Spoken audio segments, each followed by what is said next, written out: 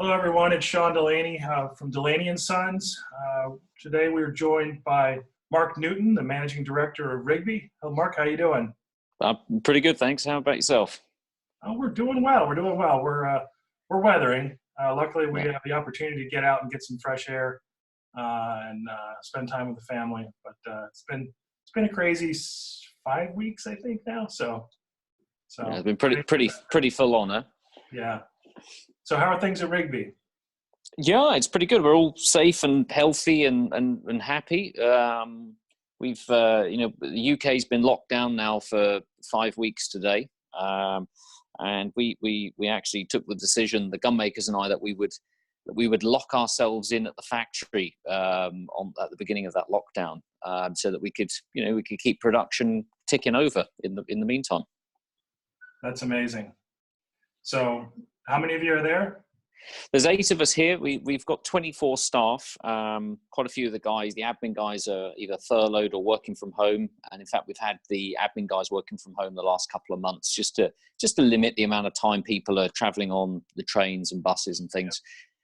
We've got a staff of 15 gun makers. Some of them are able to work from home, and the guys who live locally here, and we're so lucky that they live so close, that they all walk to work anyway. So we were able to, before the lockdown and seeing sort of what was happening in the global news, put some procedures in place just to try and keep people as safe as possible. I mean, that's more important than anything. So we've got eight guys living here, and we got ourselves nice and organised with washing machines and showers and bedding, and I think we drank 4 kegs of beer now. We've been braaiing meat on the braai outside every night. It's like a little safari / bachelor party, lasting 5 weeks. Wow. Well, thanks for taking the time to meet with us today. We wanted to learn a little more about you and share that with people, but also learn about Rigby and what you guys are up to. Oh, that's very kind. Thank you. What's your background? So I'm probably sort of one of these sort of very lucky people in life who sort of, when it needed to come together, it came together. I've always had a tremendous passion for outdoor sports and firearms. So from as younger age as I can remember, shooting, hunting, fishing with our father.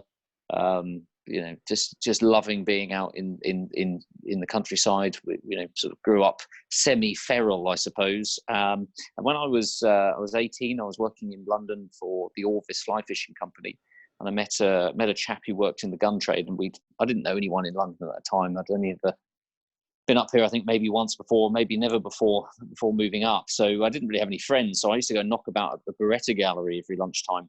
From my lunch breaks at Orvis, and used to talk about guns and hunting. And this chap said to me, said, "Have you heard of Rigby's?" And I said, "Oh yeah, absolutely. I mean, you read the books and lived the dream."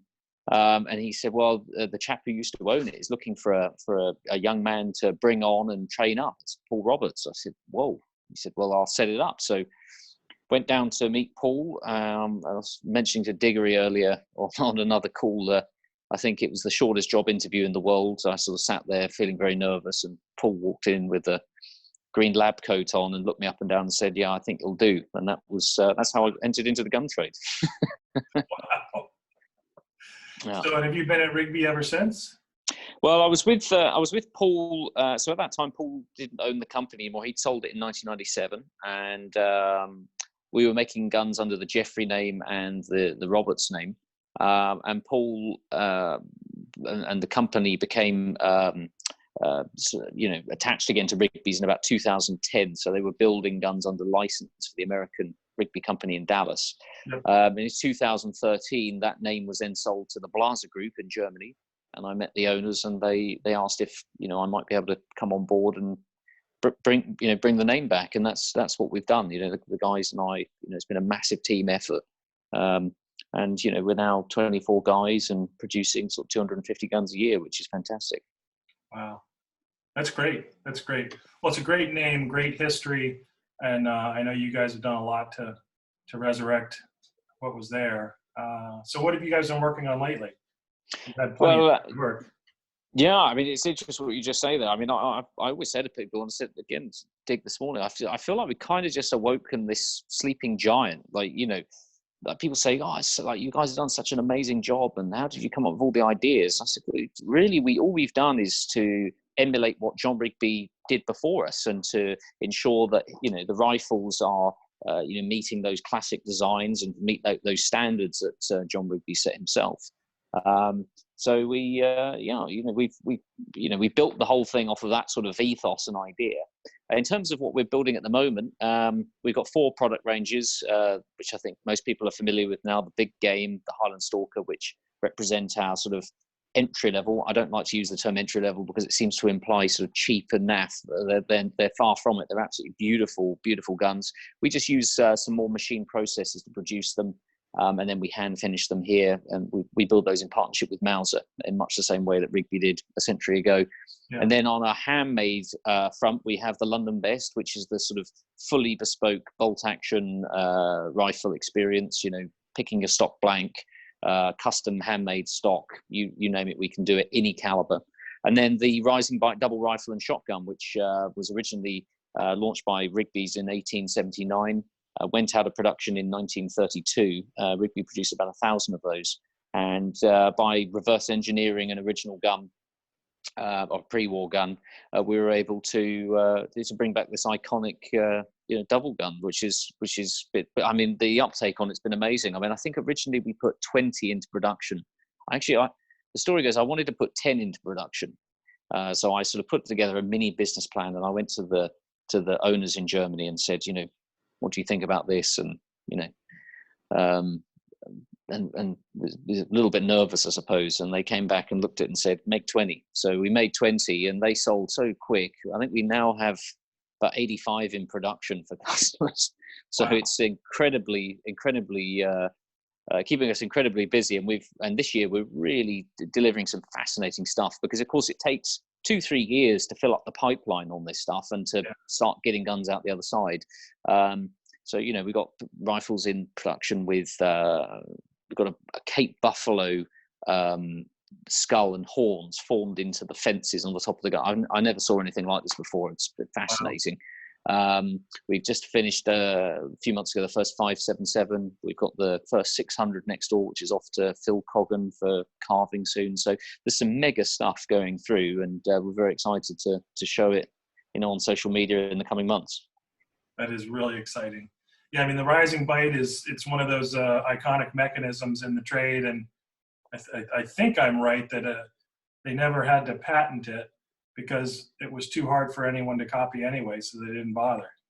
Well, I think they originally patented it, but I don't think they renewed it. And it was certainly, when you look at it, it's incredibly simple inside. I remember the first time I opened one up, and because of course you're turning sort of movement this way into vertical movement that way, and just thinking, what's clever sort of watch type mechanism in there? And it's just a very simple little cam in there.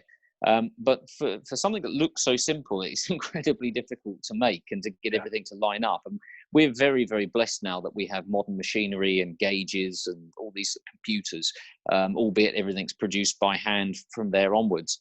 But even so, they're incredibly challenging. And I look at them sometimes and think, how on earth did they make these 120 years ago? It's incredible. It was seriously, seriously talented people.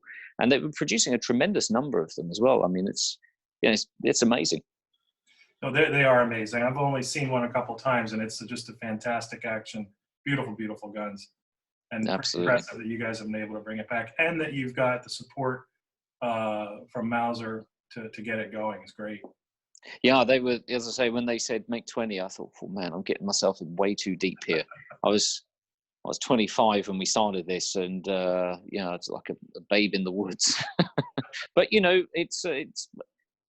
was a great opportunity, and I was supported by so many amazing people who, both in the team and from the whole industry, who really just wanted to see Rigby back. And the room I'm sat in now is covered with hunting trophies and books and sort of interesting artifacts and museum guns, most of which has been donated to us by clients, so by people who just want to see Rigby's come back and want to try and help it out in any way they can. So it's been quite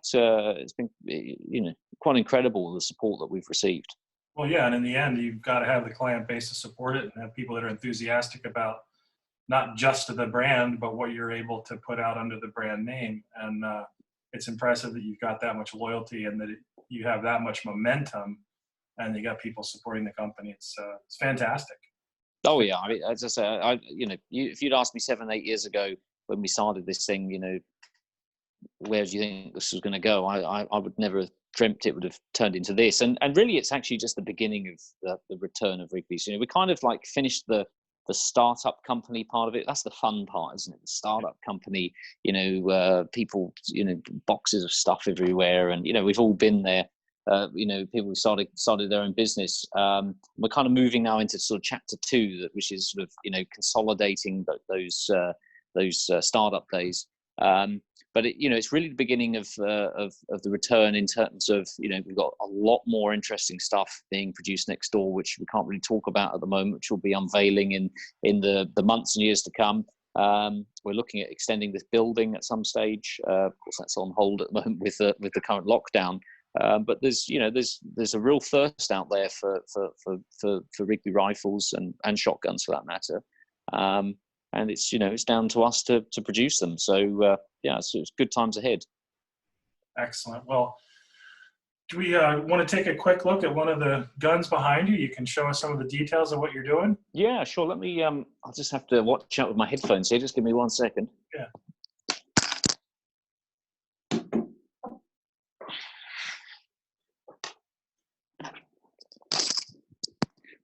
There we are. This is all very sort of looks a lot easier on television.